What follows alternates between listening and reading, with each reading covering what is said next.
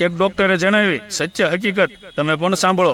આજે 22 વર્ષના એક યુવાન દર્દીએ મને સ્તબ્ધ કરી દીધો જ્યારે તેને કહ્યું કે હું હંમેશા ઓનલાઈન રહું છું. મારું ડેટા કનેક્શન કે વાઈફાઈ ક્યારે બંધ નથી હોતું.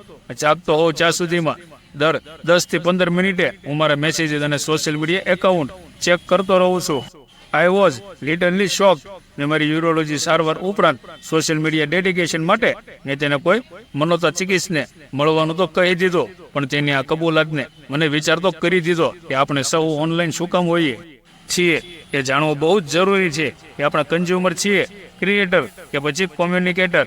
ઓનલાઈન થવા પાછળનો આપણો ઉદ્દેશ્ય શું છે? સંચાર, સર્જનાત્મક અભિવ્યક્તિ કે પછી અન્ય દ્વારા સ્વીકૃતિ?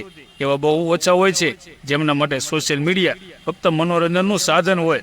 મોટાભાગના તો અહીં પ્રેમ અથવા પ્રશંસાની શોધમાં નીકળેલા હોય છે. મેસેન્જર હોય કે વોટ્સઅપ, સતત ઓનલાઈન રહેવાની ઘટના એક વાતની સાબિતી આપે છે કે આપણે ક્યાંક અધૂરા કે અસંતોષ છીએ.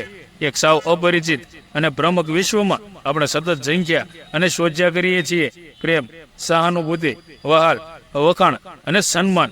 અજાણ્યા લોકો પાસેથી પ્રેમ અને સ્વીકાર મેળવવાની આ શોધ અવિરત ચાલતી રહી છે, કારણ કે જીવતા રહેવા માટે ટેકનોલેજમેન્ટ એ દરેક મનુષ્યની મૂળભૂત જરૂરિયાત છે. મમ્મી અને પપ્પાએ સ્થાપેલા પ્રેમના ધોરણો એટલા બધા ઊંચા હોય છે કે એવો અને એટલો જ પ્રેમ આપણે અન્ય પાસેથી પણ મેળવવાની અપેક્ષા રાખીએ છીએ.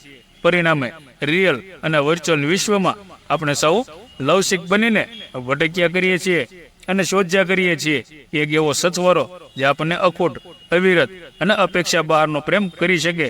કેટલાક લોકો રિલેશનશીપમાં હોવા છતાં પણ પ્રેમ પામી નથી શકતા. પ્રેમની ખામી દરેક મનુષ્યમાં એક એવી અજંબાભરી સ્થિતિનું નિર્માણ કરી નાખે છે જે એને સતત અવેલેબલ રહેવા માટે મજબૂર કરી દે છે. પાડોશીના ઘરમાં વાટકી લઈને ખાંડ માગવા જઈએ એ રીતે કોઈ પાસેથી પ્રેમ નથી માંગી શકતા. જ્યાં સુધી માંગ્યા વગર પામી શકાય ત્યાં સુધી જ એ પ્રેમ રહે છે. પછી એ માંગણી બની જતી હોય છે. અમેરિકન ગાયક નીના સિમોને એવું કહેલું છે કે you have to learn to get up from the table when love is no longer being served. જે જગ્યાએથી પ્રેમ મળવાનું બંધ થઈ જાય છે એ સ્થળેથી ચાલ્યા જવું, થોડો સમય સાથે વિતાવવાનું, વાતો કર્યા કરવાનું, એ કાળજી રાખવાનું. જો તમારે સતત કોઈ વ્યક્તિને કહ્યા રહેવું પડે હોય તો સમજી લેવું કે ત્યાંથી મળતો પ્રેમનો જથ્થો હવે ઉપલબ્ધ નથી. જે માંગ્યા પછી મળે છે એ સહાનુભૂતિ હોઈ શકે. પ્રેમ ક્યારેય નહીં નિમંત્રણ વગર ઓચિંતા આવી ચડે અને રોકવાના પ્રયત્નો પછી પણ આપણા હૃદયની દિવાલો સાથે સતત અફળાયા કરે એ પ્રેમ છે. ફ્રેન્ડ રિક્વેસ્ટની જેમ વિનંતી કરીને એ ક્યારેય નથી મળવાનો. એ અનાયાસે જ મળી જતો હોય છે.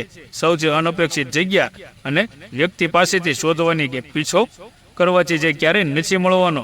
અને કોઈ બીજા કામમાં વ્યસ્ત હોઈએ ત્યારે રોંગ સાઈડમાં આવીને સામેથી અથડાય એ પ્રેમ છે. હવે છેલ્લા શબ્દો ધ્યાનથી સાંભળજો. પ્રાણી માત્રની એ સૌથી મોટી લાચારી છે કે પ્રેમ મેળવવા માટે એ કાયમ પરાવલંબી રહે છે.